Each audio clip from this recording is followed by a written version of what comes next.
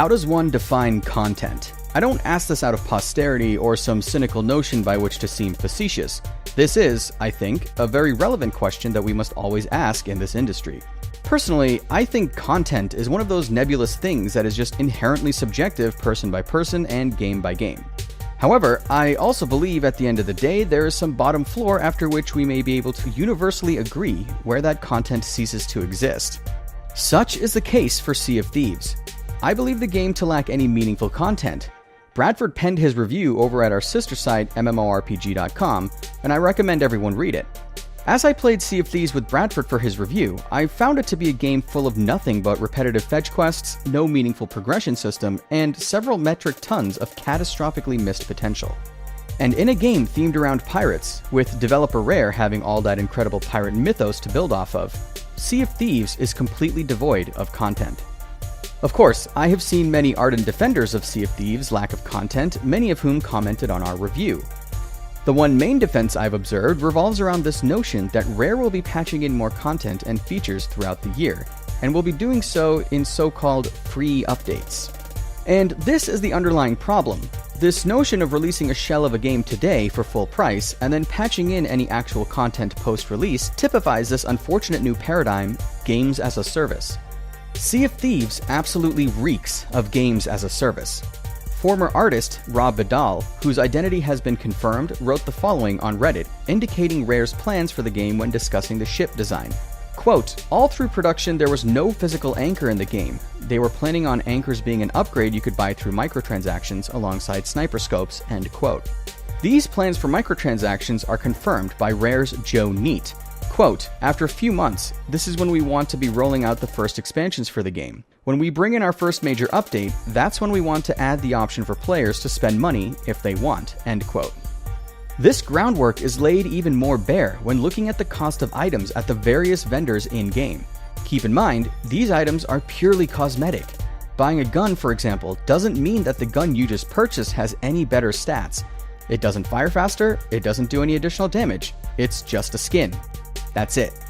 Yet, when looking at these prices, 13,500 gold just for a new gun skin, it seems rather clear to any discerning consumer that from day one, Sea of Thieves was designed to monopolize the player's finite time and pass off this grind as content.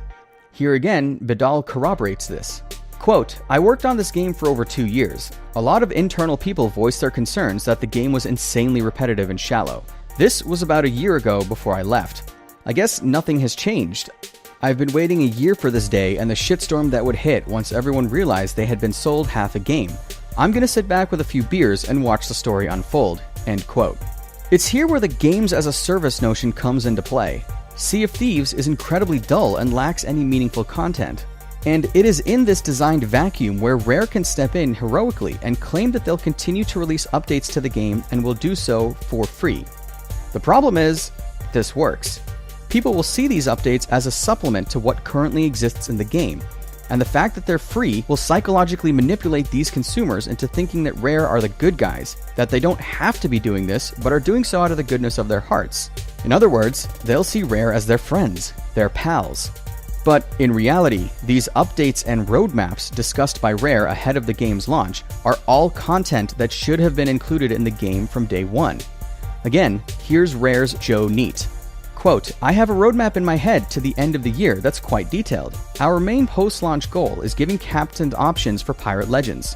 We want to make sure we are enriching the experience for everyone, so new merchants, trading posts, and trading companies," end quote. Sounds fun, right? Sounds like content. The concerning bit here is that Neate seems focused on, quote, "enriching the experience for everyone," but only after launch. One must ask, why wasn't this focus on enriching the experience applied to the launch game for day one? For some insight on this, we can again turn to Vidal. Quote, "The main pirate ship was constantly being worked on the whole time I was there. That's 2 years for one asset. It became a bit of a joke among us. Personally, I think they need to be a bit more relaxed and not be so anal about perfection if they're going to release DLC. Otherwise, there's just not going to be enough content," end quote.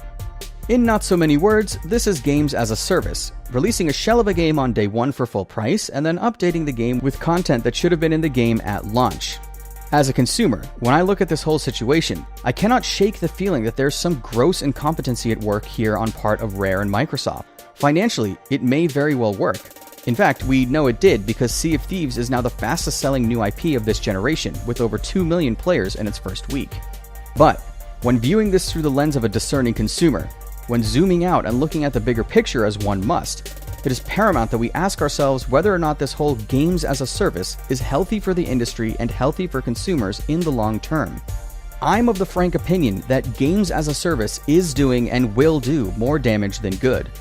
As consumers, do we really want to be asked to spend $60 for hollow shells of games on day one? No doubt, some diehards out there will say, well, it's not a big deal. But I'm willing to bet that there are more reasonable consumers who do not want that future. Imagine purchasing a new vehicle, but upon receiving it, you find out that you're really just getting a chassis, some wheels, and a single seat. If the dealership then tells you that you're going to receive the remaining seats, AC, radio, etc. at some later date, you'd be angry, and rightfully so. Again, it seems rather incredible to me that the media and consumers do not reciprocate the same level of critical thinking when it comes to games. Regardless of industry, it's your hard-earned money. It's your finite time. Call me entitled if you must, but I'd rather have a full-featured game on day one, and then have the option to buy meaningful supplemental content as post-release expansions. That's a model I'm happy to spend my hard-earned $60 on.